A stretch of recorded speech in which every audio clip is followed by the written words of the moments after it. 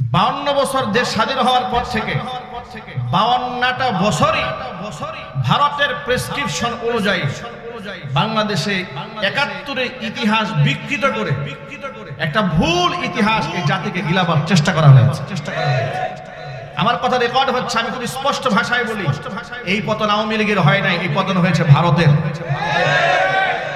এই ব্যর্থতা শেখ হাসিনার নয়, এই ব্যর্থতা নরেন্দ্র মোদীর।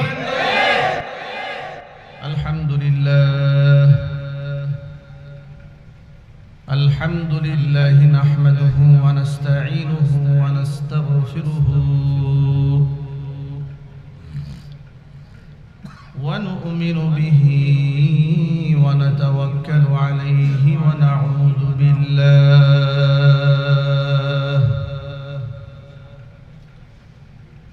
ওয়া নাউযু বিল্লাহি মিন শুরুরি আনফুসিনা ওয়া মিন সাইয়্যাতি আ'মালিনা মান ইয়াহদিহিল্লাহু ফালা মুদিল্লা লাহু ওয়া মান ইউদ্লিলহু ফালা হাদিয়া লাহু ওয়া নাশহাদু আন লা ইলাহা ইল্লাল্লাহু ওয়াহদাহু লা শারীকা লাহু ونشهد أن سيدنا ونبينا وحبيبنا وشفيعنا ومولانا محمدا عبده ورسوله الذي أرسله بالحق بشيرا ونذيرا وداعيا إلى الله بإذنه وسراجا منيرا أما بعد فأعوذ بالله من الشيطان الرجيم بسم الله الرحمن الرحيم إن الله وملائكته يصلون على النبي يا أيها الذين آمنوا صلوا عليه وسلموا تسليما اللهم صل على محمد وعلى آل محمد كما صليت على إبراهيم وعلى آل إبراهيم إنك حميد مجيد اللهم بارك على محمد وعلى آل محمد كما باركت على إبراهيم وعلى آل إبراهيم إنك حميد مجيد সকলে মোহাব্বতে কিছুক্ষণ জিকির করুন লা ইলাহা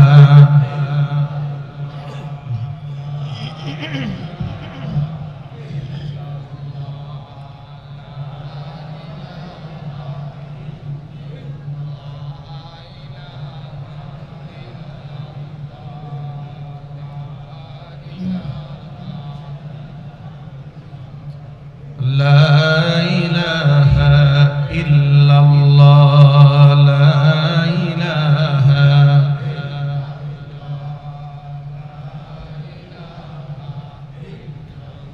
لا إله إلا الله محمد رسول الله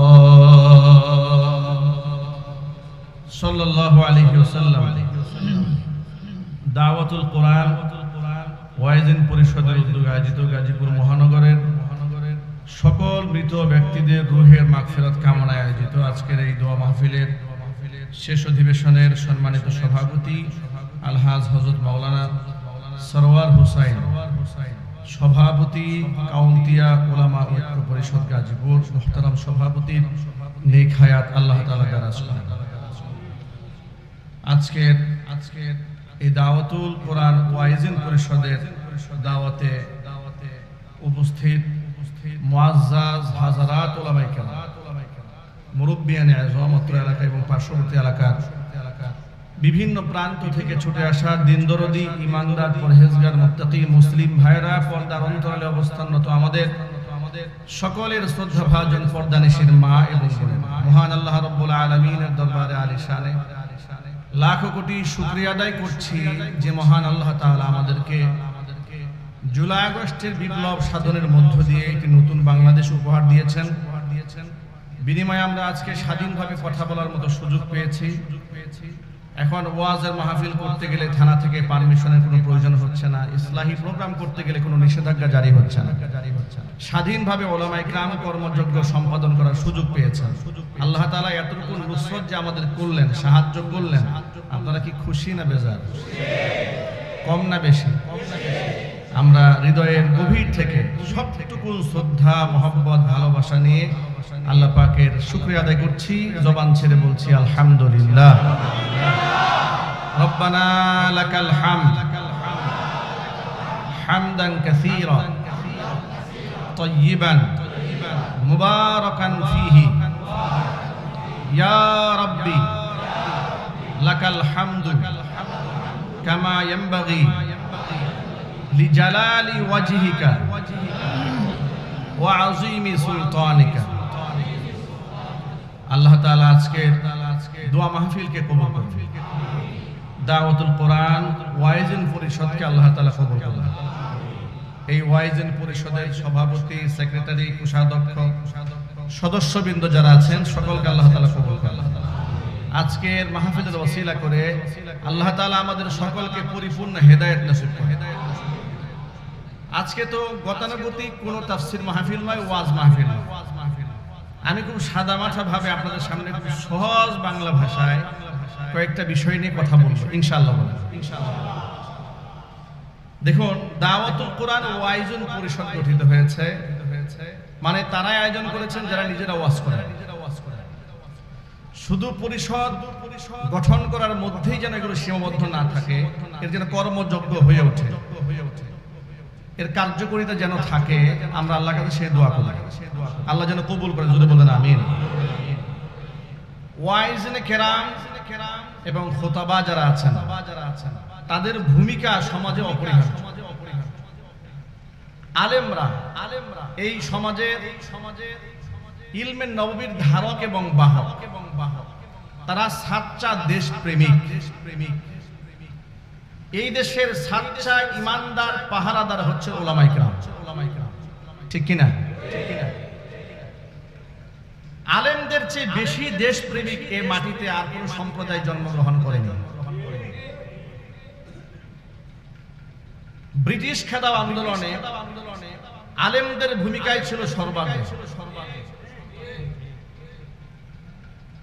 আলেমদের ফতোয়ার ভিত্তিতে সাধারণ মানুষ রাজপথে নেমে এসেছিল, ব্রিটিশদের বিরুদ্ধে ঝাঁপিয়ে পড়েছে। এই জুলাই আগস্টে যে বিপ্লব সাধিত হয়েছে, আপনারা বলে ছাত্ররা নেমেছে, নিশ্চয়ই ছাত্ররা নেমেছে, সর্বশ্রেণীর লোকজন নেমেছে। কিন্তু এটা দুই একদিনের তৈরি আন্দোলন নয়। এই রেভলিউশন এটা বছরের পর বছর ৭১ দেশ স্বাধীন হওয়ার পর থেকে এই ২৪ জুলাই আগস্টের বিপ্লব হওয়া পর্যন্ত পাকিস্তান থেকে দেশ স্বাধীন হলেও অনাকাঙ্ক্ষিতভাবে দেশ ভারতের দাসত্বের শৃঙ্খলা আবদ্ধ হয়ে গিয়েছে। সুপরিকল্পিতভাবে দেশ স্বাধীন হওয়ার পর থেকে নতুন করে সংবিধান রচনা করা হলো। সংবিধানের মধ্যে ধর্ম নিরপেক্ষতা আনা হলো, জাতীয়তাবাদ আনা হলো, সেকুলারিজম ধর্ম নিরপেক্ষতা আনা হলো, সমাজতন্ত্র আনা হলো। কিন্তু যে দেশের অধিকাংশ মানুষ ধার্মিক, ধর্মের কোনো কিছু আর সংবিধানে রাখা হলো। কথায় কথায় বলা হয় ৭১-এর চেতনা, ৭১-এর চেতনা। তো সংবিধান তো তৈরি হয়েছে ৭১-এর পরে, তাহলে এই চেতনা তো ৭১-এর চেতনা নয়। এই চেতনা হয়েছে ৭১-কে ধ্বংস করে কাফেরদের দাসত্ব যারা গ্রহণ করেছে তাদের চেতনা। তারাই সংবিধানের শুরুতে বিসমিল্লাহ সহ্য করতে পারে না, তারাই আলেম ওলামা সহ্য করতে পারে না, তারা মসজিদ, মাদ্রাসা, ইতিমখানা, খানকা তারাই সহ্য করতে পারে। 3-4 দিন আগে সোশ্যাল মিডিয়াতে দেখলাম বাংলাদেশের এক পতিতযশা সিনেমার তৎকালীন যুগের এক ভিলেন 1971 সালে ইতিহাসকে কেন্দ্র করে সিনেমা রচনা করেছিলেন। সেখানে 71-এর রাজাকার চরিত্র বোঝাবার জন্য তার মুখের মধ্যে লম্বা লম্বা দাড়ি দেওয়া হয়েছে, মাথার মধ্যে টুপি, সুন্নতি লেবাস দেওয়া হয়েছে। 52 বছর দেশ স্বাধীন হওয়ার পর থেকে 52টা বছরই ভারতের প্রেসক্রিপশন অনুযায়ী বাংলাদেশে 71-এর ইতিহাস বিকৃত করে একটা ভুল ইতিহাস এই জাতিকে গিলাবার চেষ্টা করা হয়েছে। সব সময় জাতিকে বোঝানোর চেষ্টা করা হয়েছে দাড়িওয়ালা মানুষগুলো খারাপ, এরা ছিল ঘাতক, এরা হচ্ছে ধর্ষক, এরা খুনি, এরা রাষ্ট্রের শত্রু, দেশের শত্রু। এ কথা বুঝাতে সর্ব অঙ্গনে তারা চেষ্টা করেছে। পত্র পত্রিকা, মিডিয়া, সভা, সেমিনার, সিম্পোজিয়াম, সকল ক্ষেত্রে আলেমদের পবিত্র অবদানগুলোকে আড়াল করে রেখে নোংরা ভাবে জাতির সামনে আলেমদেরকে তুলে ধরা হয়েছে। কথা ঠিক না? ঠিক যদি বলেন। দুঃখজনক সত্য কথা হচ্ছে আলেমদের বিক্ষিপ্ততা এবং বিচ্ছিন্নতার কারণে অনেক আলেমরা এই কথাগুলো জাতির সামনে হাসি মুখে বলেন নাই, কিংবা কেউ বলতে পারেন নাই। যারা সাহস করে বলেছেন কালিমাতু হাক্কিন ইনদা সুলতানিন জায়ের, জালেম শাসকের রক্ত চক্ষুকে উপেক্ষা করে যে সমস্ত আলেমরা এই সত্য বাণীগুলো উচ্চারণ করেছেন তাদেরকে ট্যাগ দেওয়া হয়েছে মৌলবাদ, তাদেরকে ট্যাগ দেওয়া হয়েছে জঙ্গিবাদ। রাজাকার আল বদর আল শামস। এখন আমাদের সাথে যাদের বয়সে যায় না আমাদেরকে বলে মৌলবাদ এবং রাজাকারের নাতিপুতি।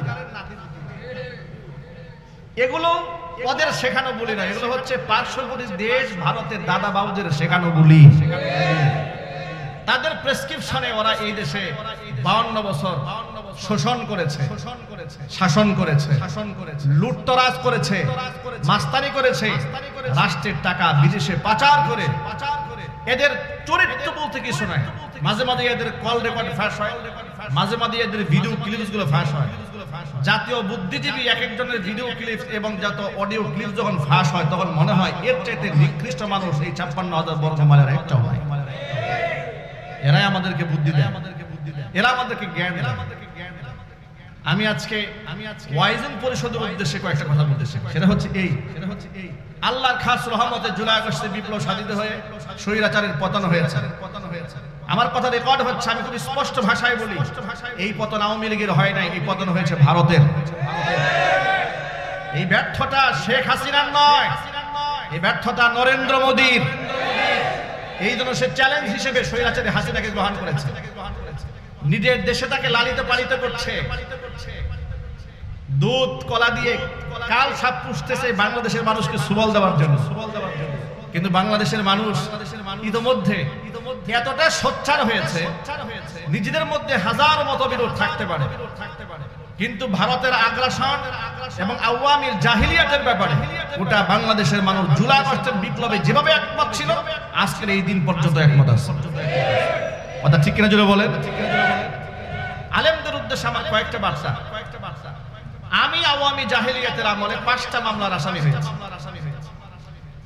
আওয়ামী জাহিলিয়াতের আমলে আমাকে মসজিদ ছাড়তে হয়েছে, আমাকে বাড়ি ছাড়তে হয়েছে, আমাকে এলাকা ছাড়তে হয়েছে, বছরের পর বছর কোর্টে মিথ্যা মামলার হাজিরা দিতে হয়েছে।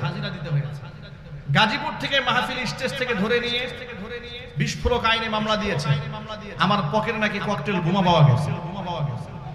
এইরকম কাজগুলো ওরা আমাদের সাথে করেছে। হাজার হাজার আলেম থাকার পরে আমাকে তারা এই মামলায় কেন দিল?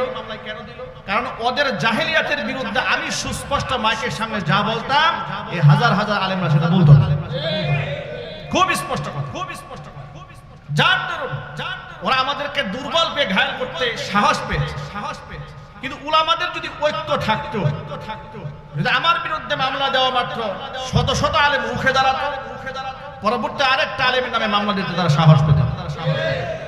কিন্তু আমার বিরুদ্ধে মামলা দিয়ে আরেকজন আলেমকে তারা খরিদ করে ফেলতো তাদের পক্ষে সাফায়ে গাওয়ার জন্য, তাদের জন্য দোয়া করে জান্নাতুল ফিরদাউসের উচ্চ মাকামে পৌঁছায় দেওয়ার জন্য আলেমদের অভাব থাকতো না। কথা ঠিক কিনা জোরে বলেন? তখন তারা আলেমদেরকে নির্যাতন করতে সুযোগ পেয়েছে। আমি প্রিয় আলেম সমাজের অত্যন্ত শ্রদ্ধা এবং বিনয়ের সাথে বলবো, জুলাই আগস্টের বিপ্লব হয়ে যাওয়ার পরেও, রাষ্ট্র দ্বিতীয়বারের মতো স্বাধীন হয়ে যাওয়ার পরেও আমরা দেখতে পাচ্ছি অনেক আলেমরা আবারও সেই বিচ্ছিন্নতা এবং বিক্ষিপ্ততার দিকেই তারা হাঁটছেন। উচিত ছিল উলামাদের একটি ঐক্যের ভিত মজবুত করা, সেটা না করে আলেমদের ঐক্য মজবুত না করে তারা ওই সমস্ত ব্যক্তিদের সাথে ঐক্য করার প্রচেষ্টা চালাচ্ছেন যারা প্রকাশ্যেই বলে বেড়ায় আমরা শরিয়া আইনে বিশ্বাস করি, যারা প্রকাশ্যে কথা বলেন আমরা শরিয়া আইন মানি না, শরিয়া বিশ্বাস করি না, যাদের দলের শীর্ষ লিডার যখন বলেন বাংলাদেশে মৌলবাদের অভয়ারণ্য হতে যেন না পারে, সে ব্যাপারটাও গুরুত্ব সহকারে দেখতে হবে। এর মানে হচ্ছে ইসলামপন্থীদেরকে যে দলের নেতা প্রকাশ্যে মৌলবাদ বলে আখ্যা দেয়, স্বৈরাচারী শেখ হাসিনার মতো, তাদের সাথে আঘাত কিন্তু আলেমদের সাথে দূরত্ব। এর চাইতে আফসোস আর পরিতাপ কিছু হতে পারে না। আলেম সমাজকে বলবো, উলামাদের ঐক্যের ভিত যদি মজবুত না হয়, এমন যদি বিক্ষিপ্ততার বিচ্ছিন্নতা হতেই থাকে, স্বৈরাচারী হাসিনা যে পরিমাণ স্বৈরাচারী হয়েছে তার পরবর্তী প্রজন্মের লোকরা এর থেকেও ভয়াবহ স্বৈরাচারী হয়ে উঠবে। সময় থাকতে আমাদের সাবধান হয়ে যেতে। আমি আমার জুমার বয়ানে আজকেও বলেছি, আমি গর্বিত মৌলবাদী মুসলিম। মৌলবাদ কেন? আমি মৌলবাদী এই জন্য, ইসলামের মূল আদর্শকে আমি আমার জীবনের চাইতে বেশি ভালোবাসি। সকল ভাইদের উদ্দেশ্য করে বলি, নবী করিম সাল্লাল্লাহু আলাইহি ওয়াসাল্লাম ইসলামের আদর্শ কি, কিভাবে গ্রহণ করতে বলেছেন? হুজুর বলেন, আলাইকুম বিসুন্নতি ওয়া সুন্নাতিল খুলাফাইর রাশিদিন আল মাহদিয়িন আদ্দু আলাইহা বিন নওয়াজিদ আও কামা ক্বালা আলাইহিস সালাতু ওয়াস সালাম। আবু দাউদ শরীফের হাদিসের মধ্যে এসেছে, আল্লাহর রাসূল বলেন, আলাইকুম বিসুন্নতি, তোমাদের উপরে আমার সুন্নাহ অবধারিত, সুন্নাতিল খুলাফাইর রাশিদিন আল মাহদিয়িন, হেদায়েত প্রাপ্ত সঠিক পথে পরিচালিত আমার পরে খোলাফায়ে রাশিদা যারা, তাদের আদর্শ তোমাদের জন্য অপরিহার্য। কিভাবে অপরিহার্য? আদ্দু আলাইহা বিন নওয়াজিজ, মারির দাঁত দিয়ে কামরায় ধরে রাখবে আমার আদর্শ যেন ছুটে না যায়। চিৎকার দেখুন সুবহানাল্লাহ। ইসলামে কত রুকুন মানতে হবে কোরআন বলে দিয়েছে, ইয়া আইয়ুহাল্লাযীনা আমানু দুখুলু ফিস সিলমি কাফা ওয়া লা তাত্তাবিউ খুতুওয়াতিশ শাইতান ইন্নাহু লাকুম আদুউম মুবিন। হে ঈমানদারগণ, উদখুলু ফিস সিলমি কাফা, ইসলামে পরিপূর্ণভাবে প্রবেশ করো। কতক্ষণ প্রবেশ করতে হবে? পরিপূর্ণ প্রবেশ করতে হবে। ওয়ালা তাত্তাবিউ খুতুওয়াতিশ শাইতান, শয়তানের পদাঙ্ক অনুসরণ করা যাবে না। তাহলে কোরআনের আয়াত বলছে ইসলামে পরিপূর্ণ প্রবেশ করতে হবে। দেখুন আল্লাহ তাআলা বললেন, লা ইকরাহা ফিদ্দীন, ধর্মে জবরদস্তি নাই, জোর করে অমুসলিমকে মুসলমান বানাবার কোনো সুযোগ নাই। কাদ তাবায়্যানা রুশদু মিনাল গায়য়ি ফামান শাআ ফালিয়ুমিন ওয়া মান শাআ ফালিয়াকফুর। যেহেতু হেদায়েত স্পষ্ট হয়ে গিয়েছে গুমরাহি থেকে, স্বেচ্ছাচারিতা দেওয়া হলো, যার ইচ্ছা ঈমান আনবে, যার ইচ্ছা সে আমাকে অস্বীকার করবে। তবে মনে রেখো, মাইয়ুমিন বিল্লাহ, যে ব্যক্তি আমার উপর ঈমান আনবে, ওয়া ইয়াকফুর বিত-তাগুত, তাগুতকে অস্বীকার করবে, ফাকাদ ইসতামসাকা বিল উরওয়াতিল বুসকা, সে এমন এক শক্তিশালী রজ্জু হাতল সে ধারণ করলো, লান ফিসাম লাহা, যা বিচ্ছিন্ন হওয়ার কোনো সুযোগ নাই। আল্লাহু আকবার। এর মানে হলো তাগুত অস্বীকার করতে হবে। তাগুত কি জিনিস? তাগুত হচ্ছে ক্ষুধাদ্রোহিতা, তাগুত হচ্ছে গায়রুল্লাহ, আল্লাহ ছাড়া যা আছে সব তাগুত, গায়রুল্লাহ। সেটা তাগুতি শক্তি রাষ্ট্র প্রশাসন হতে পারে, বড় নেতা হতে পারে, এমন কি ভণ্ড পীরও হতে পারে। ঠিক কিনা জুড়ে বলেন? গায়রুল্লাহ, আল্লাহর দাসত্ব ছাড়া গায়রুল্লাহর দিকে যা ডাকে, আল্লাহর মাসিয়াতের দিকে ডাকে, সীমা লঙ্ঘনের দিকে ডাকে, পাপাচারের দিকে ডাকে, সেগুলো হলো গায়রুল্লাহ। এই গায়রুল্লাহ বাদ দিয়া যেই ব্যক্তি ঈমান আনবে আমি আল্লাহর উপরে, ফাকাদ ইসতামসাকা বিল উরওয়াতিল বুসকা, এক শক্তিশালী রজ্জু সে ধারণ করলো, লা ইনফিসাম আলাহা, যা বিচ্ছিন্ন হওয়ার, ছিঁড়ে যাওয়ার কোনো সুযোগ নাই। কোন সুবহানাল্লাহ। আয়াত প্রমাণ করে আপনি যদি তাগুত স্বীকার করেন, আল্লাহর রজ্জু ধরেন, শক্তিশালী হাতল ধরলেন, এটা সেরার আশঙ্কা নাই। এবার একটা হাদিস মিলায় নেন আয়াতের সাথে। আল্লাহর নবী সাল্লাল্লাহু আলাইহি সাল্লাম বলেছেন, ইন্না হাযাল কুরআনা সাবাবুন, কুরআন এমন একটা রশি, তরফুহু বিআইদিল্লাহ ওয়া তরফুহু বিআইদিকুম, যে রশির এক মাথা আল্লাহর হাতে, বান্দার আরেক মাথা তোমাদের হাতে।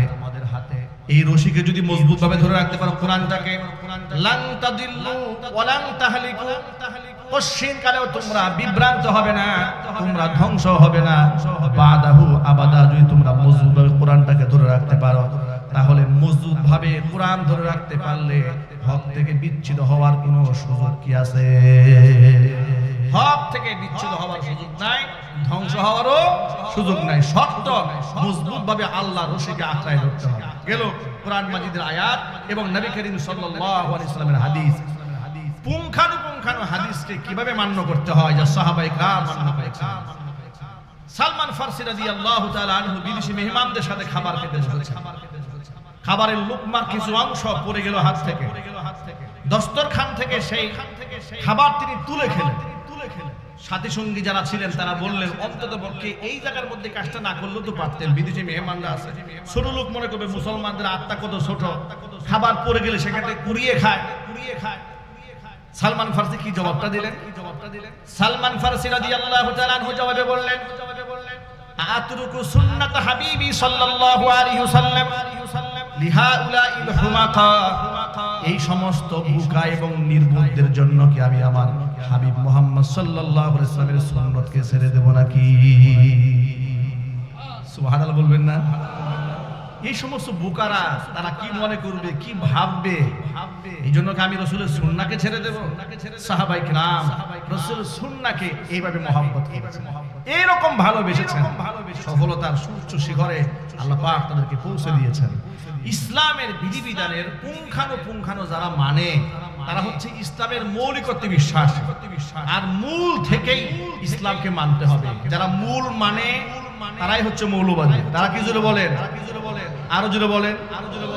পশ্চিমারা কাদেরকে মৌলবাদী বলে শুনেন? পশ্চিমারা তাদেরকে মৌলবাদী বলে, ধর্মীয় মৌলবাদী বলে তাদেরকে যারা ধর্ম যেখানে নিষেধ করেছে সেখানে যাবে না, ধর্ম যেটাকে হা বলেছে সেটাকে হালাল বিশ্বাস করে, ধর্ম যেটাকে না বলেছে হারাম বিশ্বাস করে। এখন ওরা ফ্রি সেক্সের দেশের মানুষ, এরা বলে এই মেয়েরা একটু হাফ প্যান্ট পরে চলবে, এটা মৌলবাদীরা পছন্দ করে। কেন পছন্দ করে না? ইসলামে এটা হালাল না হারাম? আরো জোরে বলুন। মদ খাওয়া ইসলামে হালাল না হারাম? তো ওরা তো এর স্বাধীনতা দিয়েছে, ওরা এই লাইসেন্স দিয়েছে, ওরা নারীকে নারী বিবাহ করার পারমিশন দিয়েছে, ওরা পুরুষকে বিবাহ করার পারমিশন দিয়েছে। নাউজুবিল্লাহ জোরে বলেন। ওরা বিবাহ ছাড়া 10টা বয়ফ্রেন্ড নিয়ে একসাথে থাকার পারমিশন দিয়েছে। ওরা বলেছে এটার নাম হচ্ছে নারী স্বাধীনতা, এটা হচ্ছে মানবাধিকার, এগুলো ওরা দিয়েছে। আর ওদের এই সমস্ত তথাকথিত মানবাধিকার আর স্বাধীনতার মূলে আঘাত হানে ধর্মীয় চেতনা। তারা বলে না এটা হালাল, এটা হারাম, এটা বৈধ, এটা অবৈধ। যারা কঠিনভাবে কঠোরভাবে আল্লাহর দেওয়া প্রদত্ত জীবন ব্যবস্থাকে গ্রহণ করে তাদেরকে এরা বলে ধর্মীয় মৌলবাদী। ধর্মীয় মৌলবাদী তারা যারা নবী করিম সাল্লাল্লাহু আলাইহি ওয়াসাল্লামের সাচ্চা আশিক। কথা বলতে হবে, ঠিক কি না? ধর্মীয় মৌলবাদী, এই মৌলবাদ বিভিন্ন ক্ষেত্রে হতে পারে। এটা ধর্মের ক্ষেত্রে মানুষ যেমন মৌলবাদী হতে পারে, রাজনৈতিক মৌলবাদীও হতে পারে। ইসলাম ধর্মের মৌলবাদী যেমন হতে পারে, খ্রিস্টান ধর্মের মৌলবাদীও হতে পারে। ইহুদিরা এতটা মৌলবাদী, ইহুদি ধর্মে ওরা এতটা মৌলবাদী, ওদের ছাড়া পৃথিবীর কোনো মানুষকে ওরা মানুষ মনে করে না। যার দরুন গাজার ছোট্ট ছোট্ট মাসুম বাচ্চাদের হত্যা করলে পৃথিবীর অসংখ্য মানুষের দিল কাঁদলে ওদের দিল কাঁদে না। কারণ ওরা বিশ্বাস করে, ওরা অন্তর থেকেই বিশ্বাস করে একমাত্র ইহুদি নাহনু আবনাউল্লাহি ওয়া আহিব্বাহু, একমাত্র পৃথিবীতে আমরাই আল্লাহ পাকের প্রিয় পাত্র, আল্লাহ পাকের নাতি। চিৎকার দেখো নাউজুবিল্লাহ। নাহনু আবনাউল্লাহি ওয়া হিব্বাহু, এটা ইহুদিদের বিশ্বাস যে আমরা হচ্ছে আল্লাহর নাতিপুতি, আমরা আল্লাহর প্রিয় পাত্র। আর এই মুসলমান বলো, অন্যান্য খ্রিস্টান মাত্র যা বলো, এইগুলো সব হচ্ছে পৃথিবীর শত্রু। এদেরকে মারতে পারলে অনুশোচনা করবো কেন, এদেরকে মারতে পারলে সব হবে। এই চিন্তা করে তারা ছোট্ট ছোট্ট মাসুম বাচ্চাদের উপর ভ্রষ্ট ফায়ার চালিয়ে দেয়। ত্রাণ সামগ্রী গ্রহণ করতে গেছে, সেখানে মানুষ হত্যা করেছে। ওদের দিল তো কাঁদে না। আপনি যখন কাঁদেন, এই দৃশ্য দেখে ওরা পৃথিবী কাঁদলেও ওরা কাঁদে না, কারণ মারাত্মক লেভেল ইহুদি মৌলবাদী বলে। ঠিক না ব্যাটিক জুড়ে বলেন। সুতরাং খ্রিস্টান মৌলবাদী আছে, পৃথিবীর যে প্রান্তে তারা যাক না কেন, দেখবেন গলার মধ্যে ক্রুসেড একটা চেইন তারা ঝুলায় রাখে। ঠিক না বলেন। হিন্দু মৌলবাদী, পৃথিবীর যেখানে যাবে কপালের মধ্যে সিঁদুর একটা লাগাই, শাখা হাতের মধ্যে রাখবেই। কট্টর হিন্দু মৌলবাদী। দেখবেন কিছু কিছু মৌলবাদী আছে, হিন্দু মৌলবাদী আছে, মাথার মধ্যে টিকলি পরে রাখে, কেমন বিশ্রী লাগে দেখতে। ঠিক না? এরপরেও সারা, এর মানে হিন্দু মৌলবাদী মানে যারা তাদের ধর্মকে মৌলিকত্বের সাথে আষ্টে পৃষ্ঠে বেঁধে ফেলছে, হিন্দু মৌলবাদী। খ্রিস্টান মৌলবাদী, ইহুদি মৌলবাদী, রাজনৈতিক মৌলবাদীও আছে। ব্যাখ্যাটা কি? ব্যাখ্যা হলো, দেখবেন এই যে আমাদের দেশে স্বৈরাচারের আমলে শেখ হাসিনার নির্দেশে কত মানুষ খুন হয়েছে, গুম হয়েছে। এই যে আপনার সেনাবাহিনীর গোয়েন্দা বিভাগের যে লোকটা ধরা পড়েছে, কি জানো না, 1000-এর উপরে সে মানুষ হত্যা করেছে, স্বীকারোক্তি দিয়েছে। জিয়াউল হক, ডিজিএফআই, জিয়াউল হক 1000-এর উপরে মানুষ খুন করেছে, স্বীকৃতি দিয়েছে। নাউজুবিল্লাহ পড়ে। শত শত মানুষকে গুম করেছে, খুন করেছে, নিরপরাধ মানুষকে গ্রেফতার করেছে। এই যে আমাদের ভাই ফারাবি ব্লগে ইসলাম নিয়ে লেখালেখি করেছে, নাস্তিকদের বিরুদ্ধে লিখেছে, মিথ্যা মামলায় 1 দশক একটা তরুণ যুবককে জেল খাটাতে বৃদ্ধ বানিয়ে আজকে সে বের হয়েছে। স্বৈরাচারী হাসিনা পতন না হলে মৃত্যু পর্যন্ত এরা বের হতে পারতো না। কথা ঠিক না ঠিক করে বলেন। এত কিছু করার পরেও, এত আলেমদেরকে জেল খাটালো, এত মাদ্রাসা বন্ধ করলো, এত আলেমদেরকে ঘর ছাড়া করেছে, বাড়ি ছাড়া করেছে, ফাঁসির মঞ্চে উঠিয়েছে, এত চোখের সামনে মানবাধিকার লঙ্ঘন করার পরেও, ইসলাম বিদ্বেষী কর্মকাণ্ড করার পরেও সেই হাসিনাকে আপা আপা বলতে বলতে গলার স্বর শুকায় ফেলতেছে এমন রাজনৈতিক মৌলবাদী পৃথিবীতে আসে না। এটাকে বলা হয় রাজনৈতিক মৌলবাদী। মানে আপাকে মানুষ খুন করলো না, দেশ বিক্রি করে চলে গেল ভারতে, নাকি রাষ্ট্রের সব টাকায় আমেরিকায় পাচার করে দিল, আমার দেখার দরকার নাই, আমার আপা ছাড়া কিছু উপায় নেই। এটাকে বলা হয় কি মৌলবাদী? রাজনৈতিক মৌলবাদী। কথা ঠিক না ব্যাটিক জোরে বলেন। ও মরে গেল, মার্কা যা চিনেছে এই মার্কা সে ছাড়বে না, হোক সে ধানের শীষ কিংবা নৌকা কিংবা লাঙ্গল। কিছু লোক এরকম আছে, এগুলাকে বলা হয় রাজনৈতিক মৌলবাদী। সবই ধিক্ষিত এবং নিন্দিত। একমাত্র প্রশংসনীয় হচ্ছে যে ব্যক্তি ইসলামিক মৌলবাদী হয়। কোরআন সুন্নাহকে যারা মৌলিকত্বের সাথে বিশ্বাস করেছে তারাই হচ্ছে মুসলিম মৌলবাদী।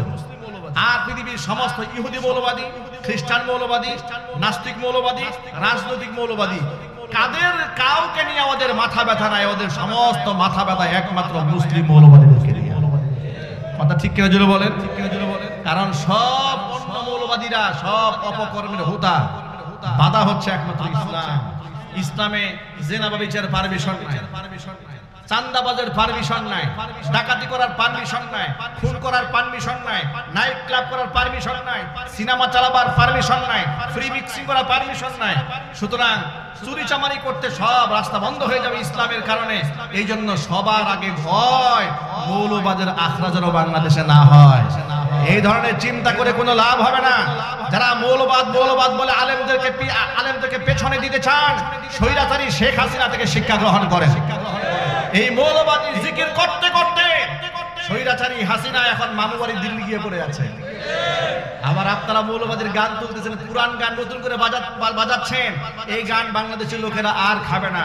আলেমদেরকে বলছি, প্রত্যেকটা মিম্বার থেকে প্রত্যেকটা মুফতি, মুহাদ্দিস, খতিবকে ঘোষণা করতে হবে আমি একজন গর্বিত মুসলিম মৌলবাদী। কথা বলেন ঠিক কিনা বলেন।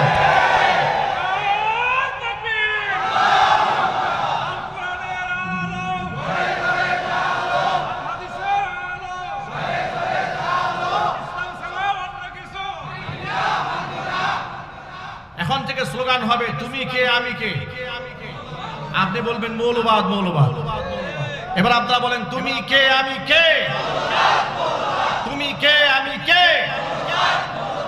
ওরা বাংলাদেশকে মৌলবাদ মুক্ত করতে চায়, আমরা বলি গোটা বাংলাদেশকে গোটা পৃথিবীর মধ্যে মুসলিম মৌলবাদের রাষ্ট্র হিসেবে আমরা ঘোষণা করেছিলাম। রাজি আছেন? সাহস আছে? কার কার সাহস আছে? দুই হাত দেখতে চাচ্ছি।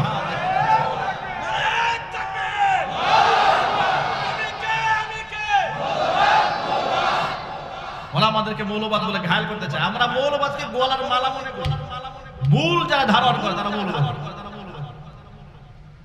প্রিয় ভাইরা আমার, কোরআন আপনাকে মৌলবাদী হতে বলেছে, হাদিস আপনাকে মৌলবাদী হতে বলেছে, সাহাবায়ে কেরাম আপনাকে মৌলবাদী হতে বলেছে। আব্দুল্লাহ ইবনে ওমর রাদিয়াল্লাহু তাআলা আনহুর একটা হাদিস আপনাদেরকে শোনাই। সাহাবায়ে কেরাম কত বড় মৌলবাদী ছিলেন, ইসলামকে কেমন ভাবে তারা ধারণ করতেন। নাফি রাহিমাহুল্লাহ একজন তাবিঈ ছিলেন। আব্দুল্লাহ ইবনে ওমর রাদিয়াল্লাহু তাআলা আনহুর ছাত্র ছিলেন, তিনি শাগরেদ। তিনি বর্ণনা করছেন, তিনি বলছেন আমি আব্দুল্লাহ ইবনে ওমরের সাথে আমি রাস্তায় হাঁটছি, এমন সময় দূর আওয়াজ থেকে, জায়গা থেকে একটা মিউজিকের আওয়াজ, গান কিংবা কোনো বাজনার আওয়াজ আব্দুল্লাহ ইবনে ওমর শুনতে পেলেন। শোনা মাত্র আব্দুল্লাহ ইবনে ওমর নিজের কানের মধ্যে আঙ্গুল ঢুকিয়ে দিলেন। আঙ্গুল ঢুকিয়ে আওয়াজ যেন শুনতে না পান এইভাবে তিনি সামনে হাঁটলেন। কিছু দূর হেঁটে আমাকে জিজ্ঞেস করলেন না এখনো কি মিউজিকের আওয়াজ শোনা যায় নাকি? তিনি বলেন হ্যাঁ এখনো শোনা যায়। কান থেকে আঙ্গুল বের করলেন না, আরেকটি সামনে গেলেন, আবার জিজ্ঞেস করলেন আওয়াজ শোনা যায়? বলে না শোনা যায় না। তিনি কানের ভেতর থেকে আঙ্গুল বের করে ফেললেন। আমি অবাক বিষয় জিজ্ঞেস করলাম আপনি কেন কানে আঙ্গুল ঢুকালেন? কোথাকার কে গান বাজাচ্ছেন, এই জন্য তারা আপনি দায়ী নন। আপনি তো ইচ্ছা করে শুনছেন না, কানের মধ্যে আঙ্গুল দিলেন কেন? আব্দুল্লাহ ইবনে ওমর রাদিয়াল্লাহু তাআলা আনহুমা জবাব বলছেন আমি একদিন নবীজির সাথে এভাবে হাঁটতেছিলাম, গানের আওয়াজ নবীজির কান স্পর্শ করা মাত্র নবীজি এইভাবে কানের মধ্যে আঙ্গুল ঢুকিয়ে দিয়েছিলেন। আমি আমার রাসূলকে ঠিক এভাবে ফলো করেছি। সুবহানাল্লাহ বলবেন না? এমন কঠোর ভাবে ইসলামকে মান্য করতে হয়। আল্লাহু আকবার। ইসলামকে এভাবে মান্য করতে হয়। পর্দার ব্যাপারে ইসলাম কতটা কঠোরতা অবলম্বন করেছে লক্ষ্য করেন। কত বড় মৌলবাদী চিন্তা চেতনা মুসলমানের থাকা উচিত। লক্ষ্য করেন, দেখবেন যে সমাজের মধ্যে কিছু লোক যদি হাত মোজা পরে, পা মোজা পরে, আমাদের মেয়েরা, মায়েরা, বোনেরা, সমাজের মধ্যে কিছু মডারেট মুসলমান আছে, এমন কিছু মৌলবীও আছে। তারা বলে এগুলো খুব বাড়াবাড়ি, ধর্মের নামে এগুলো কি বাড়াবাড়ি, এত হাত মোজা, পা মোজা, এই সেই আল খেল্লা জুব্বা জাব্বা গাইতে করে মানে নাই। শালীন পোশাক পরলেই হলো। তার শালীনতার সংজ্ঞা কি?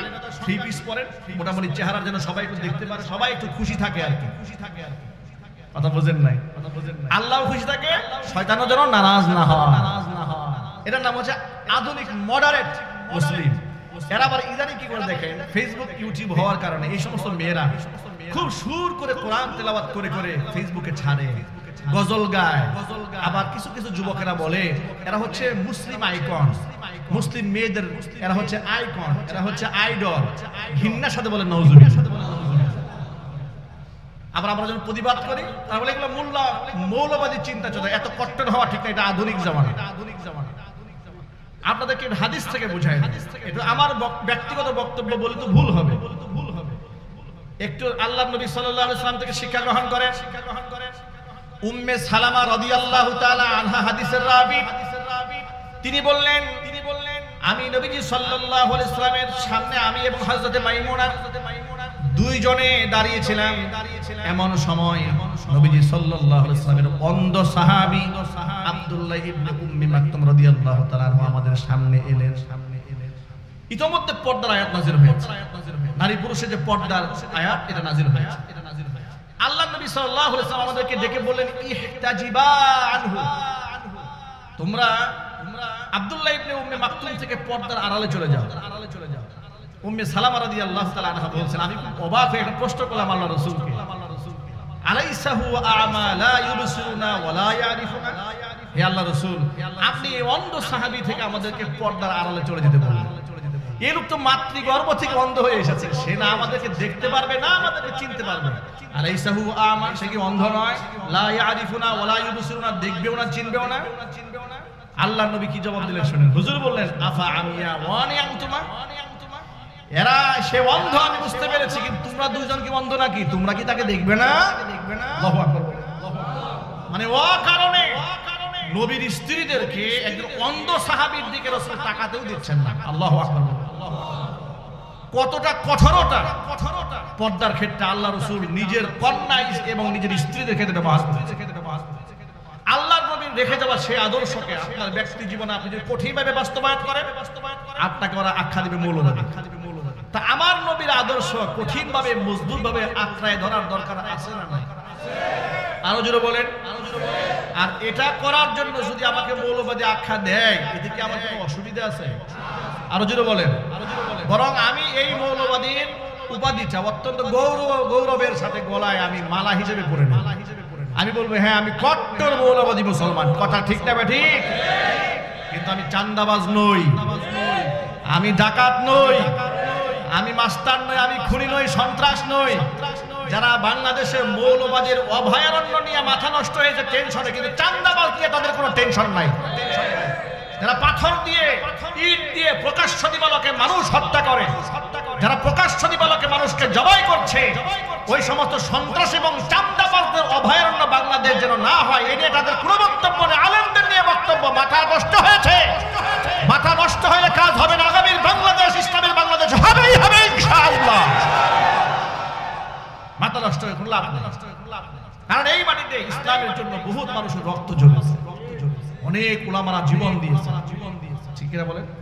জেল খেটেছেন, জরিমানা দিয়েছেন, ইসলামের জন্য অনেক ইনভেস্ট হয়েছে এই মাটিতে। আমি ওয়াইজিন পরিষদ, দাওয়াতুল কোরআন ওয়াইজিন পরিষদের সমস্ত ওয়াইজিনদেরকে বলবো, বুক ফুলিয়ে মাথা উঠিয়ে গৌরবের সাথে স্পষ্ট ভাষায় কোরআন সুন্নাহর কথা অবলীলায় বলে যান। ডান পাশ থেকে কে আপনাকে না করেছে, বাম পাশ থেকে কে না উচ্চারণ করেছে, ইতিহাস থেকে সবক নেন। যারা না বলেছে, আলেমদের কণ্ঠকে টুটিকে চেপে যারা ষড়যন্ত্র চালিয়েছে, সময়ের ব্যবধানে নির্লজ্জ পরাজয় বরণ করে ইতিহাসের আস্থা করে তারা নিক্ষিপ্ত হয়েছে। পৃথিবীতে যারা যত মাজলুম হয়েছে, আল্লাহ পাকের কাছে তত বেশি মাকবুল হয়েছে। ঠিক কিনা জোরে বলেন? যারা যত মাজলুম আল্লাহর কাছে তারা তত বেশি মাকবুল। ভয়ের কোনো কারণ নাই। ওলামারা দাওয়াতি মিশনগুলো হাসি মুখে সর্বদা সর্বাত্মে পৌঁছে দেন। বুক ফুলে ইসলামের কথা বলেন, তাওহীদের কথা বলেন, বাংলাদেশে খেলাফতের কথা বলেন, গণতন্ত্রের বিরুদ্ধে কথা বলেন, রাজতন্ত্রের বিরুদ্ধে কথা বলেন, স্বৈরতন্ত্রের বিরুদ্ধে কথা বলেন, জুলুমতন্ত্রের বিরুদ্ধে কথা বলেন। ইসলামী খেলাফত এবং ইসলামী সুশাসনের সুন্দর ইতিহাস এবং ঐতিহ্যগুলো, খুলাফায়ে রাশিদদের ইতিহাসগুলো, ইনসাফ জীবন ব্যবস্থাগুলো মানুষের সামনে তুলে ধরুন। মানুষ বুঝতে সক্ষম হবে একমাত্র মুক্তির পথ খেলাফত। এছাড়া কোরআনী শাসন ব্যবস্থা কায়েম না হলে ওয়াজ দিয়া, নসিহত দিয়া, দোয়া দক্ষিণা দিয়া রাষ্ট্র ভালো করা কোনদিন সম্ভব? আরো চিৎকার দিয়ে বলুন, সম্ভব হবে না। আমরা কি ঐক্যবদ্ধ হতে পারবো তো ইনশাআল্লাহ? কারা কারা পারবেন তো হাত দেখতে চাচ্ছি। আল্লাহ যেন কবুল করে, জোরে কোন আমিন। আর চিৎকার দিয়ে এখন আমিন। হাত নামান। আমি আমার সকল ভাইদের উদ্দেশ্যে কয়েকটা কথা বলবো। আলেমদের উদ্দেশ্যে কয়েকটা কথা বললাম, এবার ভাইদের উদ্দেশ্যে বলবো। কোন মসজিদের ইমাম এবং খতিব কোরআন সুন্নাহর হক এবং হক্কানিয়াতের বার্তাগুলো স্পষ্ট ভাষায় বলতে গেলে সমাজের যত বড় প্রভাবশালী লোকই তার বিরুদ্ধাচরণ করুক না কেন, দাঁত ভাঙ্গা জবাব দেওয়ার জন্য ঐক্যবদ্ধ হয়ে যাবে। ঠিক কিনা জোরে বলো? আফসোস কি জানেন? কোন এক লোক যদি দাঁড়ায় যায় আর সব লোকরা চুপ হয়ে যায়, কথা বলে, এটা বাংলাদেশের বাস্তবতা। কেউ কথা বলে না, মনে মনে ভয় পায় যে এটা করলে আমার কি বিপদ হবে।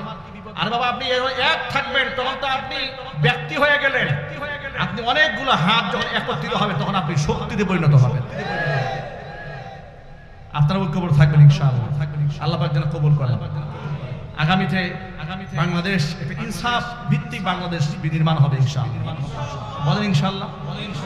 এই জন্য যারা জান দিচ্ছে, মাল দিচ্ছে, শ্রম দিচ্ছেন, মেহনত করছেন, কষ্ট করছেন, ইসলামের জন্য কাজ করছেন, তাদের পেছনে আপনারা সময় দিন। বলেন ইনশাআল্লাহ। আর প্রকাশ্য দিবালোকে ইসলামের বিরোধিতা যারা করবে, যত বড় প্রভাবশালী হোক না কেন, তাদের সাথে কোনো সম্পর্ক রাখা যাবে না। একদম স্পষ্ট বার্তা, তওবা করতে হবে, জাতির কাছে ক্ষমা চাইতে হবে। শুধুমাত্র এই কথা বললে হবে না, আমরা ক্ষমতায় গেলে ইসলাম বিরোধী কোনো আইন হবে না, এই সমস্ত ধান্দাবাজি কথা বলা চলবে না। বলতে হবে ক্ষমতায় গেলে ইসলামিক আইনগুলো আমরা বাস্তবায়ন করব। সহজ কথা। ইসলাম বিরোধী কেন করবেন? আপনি কাফের নাকি? আপনি কি মুরতাদ? আপনি কি বেঈমান? আপনি কি আবু জেহেলের নাতিপুতি যা আপনার ব্যাপারে আমরা এই সংকল্প আপনি ইসলামের বিরুদ্ধে যাবেন? এই কথা বলেন কেন? আপনি মুসলমানের সন্তান, আপনি বলবেন আল্লাহ পাক কোরআন সুন্নাহ যা বলেছেন আমি ক্ষমতায় গেলে সেটা বাস্তবায়ন করব। যারা কথা বলতে পারবে, এই সাহস যারা আছে, তাদের সাথে আমরা আছি। আমরা বলি ইনশাআল্লাহ। আল্লাহ রাব্বুল আলামিন কবুল করেন, মঞ্জুর করে, বলেন আমিন। আল্লাহুম্মা সাল্লি আলা মুহাম্মাদ ওয়া আলা আলি মুহাম্মাদ কামা সাল্লাইতা আলা ইব্রাহিম ওয়া মিন লাদুনকা রাহমাতান ইন্নাকা আনতাল ওয়াহ্হাব। রব্বুল আলামিন দাওয়াতুল কোরআন ওয়াইজিন পরিষদের উদ্যোগে আয়োজিত গাজীপুর মহানগর সকল মৃত ব্যক্তিদের রূহের মাগফিরাত কামনায় আজকের এই দোয়া মাহফিলে কোরআন সুন্নাহ থেকে আলোচনা করি।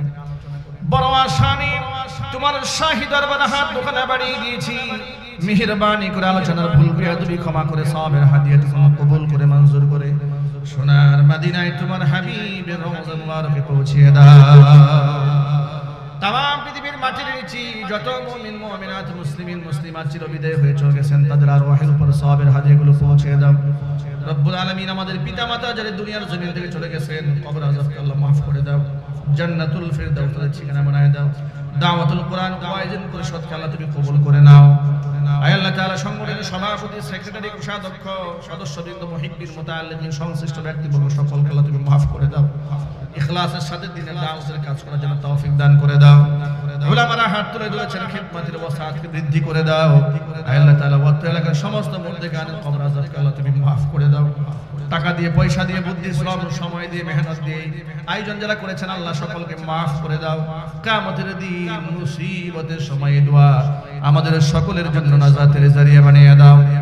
রব্বির হামহুমা কামা রাব্বায়ানি صغيرا تقبل منا إنك أنت السميع العليم وتب علينا إنك أنت التواب الرحيم سبحان ربك رب العزة عما يصفون وسلام على المرسلين والحمد لله رب العالمين وجعل آخر كلمتنا عند الموت لا إله إلا الله محمد رسول الله.